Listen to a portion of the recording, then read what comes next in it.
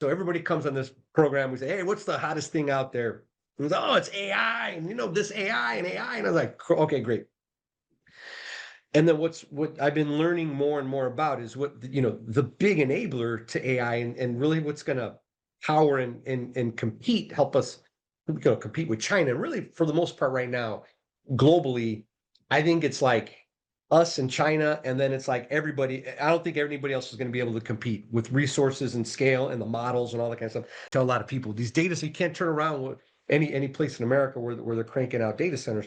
But guess what? It's like you got data center, you got chips, data centers, and electricity, right? But when you see this AI race, this competition, you look at energy, you look at us competing with China, you look at, I mean, for everybody who's listening here, how this is going to impact your energy prices, what hits your pocketbook every day.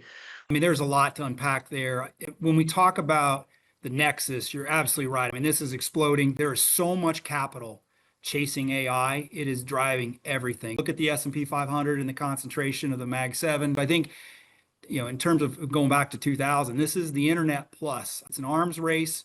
The bigger the center, the more compute, the more advancement can be made on the training side, as well as value capture and market share capture. I mean, that race is on, and I think it's pretty evident, as we've seen on Internet 1.0, that those early winners are going to build some commanding heights.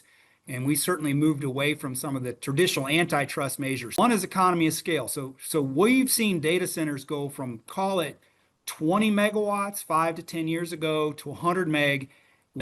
Scale-wise, a residential consumer will use around 1 kilowatt on average of usage. So 1 kilowatt, 1,000 kilowatts is 1 megawatt, and 1,000 megawatts is 1 gigawatt. So we're talking about 1 million homes average use. So we haven't yet seen the AI power demand boom. It's coming, but I mean, realistically, it takes real power. And those demands are going to only increase as we move fully into AI learning and then ultimately AI inferences. One is the marginal source of power for us today is natural gas. So if it's more electricity, there's more gas. We're probably going to see somewhere between an 8 and 10% increase in energy usage, electricity usage in the U.S. by 2030, which is enormous. Well, how does that impact the price of electricity? It drives the price up. I think everybody who's listening to say, I already paid too much.